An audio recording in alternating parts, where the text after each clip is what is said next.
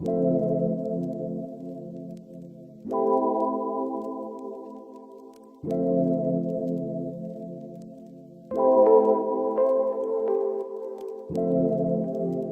to the Bigger Sister channel, an Australian community project where sex workers share their skills with their peers. My name is Estelle Lucas, and in this video we'll be going through what Bigger Sister does, who Bigger Sister is, why Bigger Sister is here, and how it all works. So who is Bigger Sister? Bigger Sister is not a single person, it's a community project. That means anyone can be Bigger Sister. Bigger Sister is more of an archetype, kind of like Big Brother. But Big Brother is known for watching you, whilst Bigger Sister is the antithesis. It's more Big Sister is watching out for you. That's the idea behind it anyway. So Bigger Sister represents the strengths of the sex working community, which are things like resilience, agency, self-determination, collective impact, peer education, and solidarity. Bigger Sister makes skill sharing possible for everyone. Now you're wondering how this is all possible. Well, first thing is I have to give big props to the sex worker organisations in Australia because they advocated for the decriminalisation of sex work in many states and territories in Australia where sovereignty was never ceded. And without decriminalisation, Bigger Sister wouldn't be possible. Decriminalisation offers sex workers their basic human rights and dignities, and without that you can't do much. I have no doubt that if it wasn't for the decriminalisation of sex work in Victoria, which is where I live, I would not have been awarded the Kenneth Meyer Innovation Fellowship for 2022, which has given me the means to create Bigger Sister. So this fellowship has given me the time and the money to create something that will make sex work safer, and this is how I plan to do it.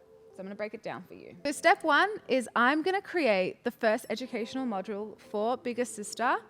And I'm going to be the first Bigger Sister, and I'm going to call it Economic Empowerment. And I'm going to explain what that means in a different video. Step two is I'm going to use my voice and my face. Now, if you're a sex worker, you would know why it's not safe to share your face or your voice. But I have run the numbers. I think I can mitigate the risks, and I think it's worth it. I think there's going to be a lot of benefits to the community if I share my face and my voice, and that's what I'm going to do. Step three is I research and I validate. What this means is I'm not going to assume that all of the knowledge that I'm sharing is going to be applicable to all sex workers. I'm going to make it a little bit more contextualized. For example, if I'm going to recommend that people start paying 10% of their super to themselves, I've got to consider, is this applicable to a migrant sex worker? And if not, what are the alternatives for them? Step four is I'm going to try to make this content on as many platforms, in as many formats as possible, because I want to reach as many people as I can. I want to make sure this gets to the most vulnerable, and I know everyone has different accessibility needs, so I'm going to make shorter videos and longer videos and lots of different mediums, so please do follow the other channels. Step five is I listen and I mobilize the sex working community. So the good thing about having you watching me explain how this is all going to work is that this gives you an opportunity to contribute and to tell me how you want this to work, and that gives me time to go and do that. So please do let me know if you have any feedback, if there's any topics you want me to cover during my time. And I really do believe diversity is the spice of life, so get in contact. Step six is I'm actually going to go out there and find the sex worker friendly products, tools and services for sex workers. This is really hard work to do on your own, so I'm going to do it for the whole community. I'm going to take one for the team, and I'm going to partner with those people, and I'm hopefully going to get things like affiliate links and get you deals, and maybe that's hitting two birds at the same time. Wait, two birds, one stone? Yeah, that's the one. So if I can find the right services and the right products and the right tools, and I get you a deal, then it's a win-win, and maybe I can pay people for Bigger Sister. Step seven, assuming that we reach step seven, I would like to have subscriptions and merchandise available for people like you. I would like to be able to pay sex workers to help me with my work, and I think this is a good option to make things financially viable. The guiding principles and values for Bigger Sister that will help us with our decision-making process is financial sustainability, harmonization, collaboration, in good faith, and responsibility. Now, if you made it this far into the video, then you probably know who the intended audience is. It's sex workers. But I still think there's a role to play if you're not a sex worker, because let me explain. Decriminalization is the first step towards returning sex workers to the fold of society, basically. But if you're not a sex worker, I still believe you have a role to play with the Bigger Sister channel. I believe that in the efforts to secure sex workers' human rights and dignities, decriminalization is the first step, not the last. And now that we have decriminalization, we can start doing the work. I think stigma has created a schism and it has divorced sex workers from the rest of society. I think decriminalization acts as a bridge, and it tells us that we can return back to the rest of society, but it's not safe. It's still not safe. It's not enough. It's not enough when your lived experience tells you that someone will push you off the bridge if given the opportunity and back into stigma.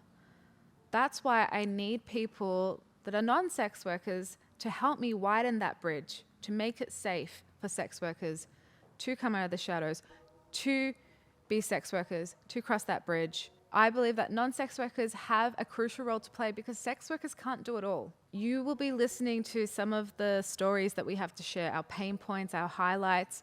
Hopefully it will pull the cotton from your eyes. It will destigmatize the industry. And hopefully you feel comfortable humanizing us and you see us for, the real human beings that we are. So if you're a non-sex worker, please help out by engaging with this content, engaging with the Bigger Sister platform. It costs you nothing to maybe flick it to a friend, to start these conversations in your circles.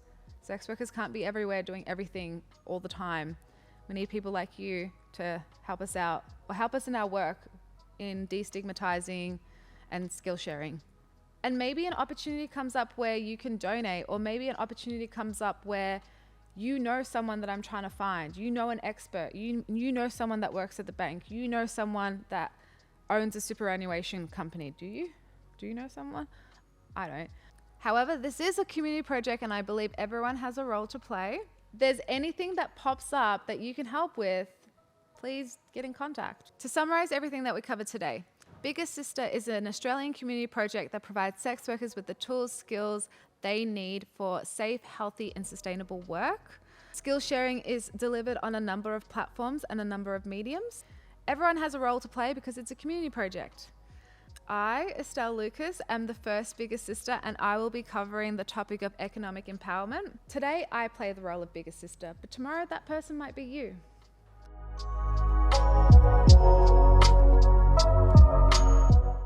Thank you so much for watching my first video about Bigger Sister. I really appreciate you tuning in and staying all the way.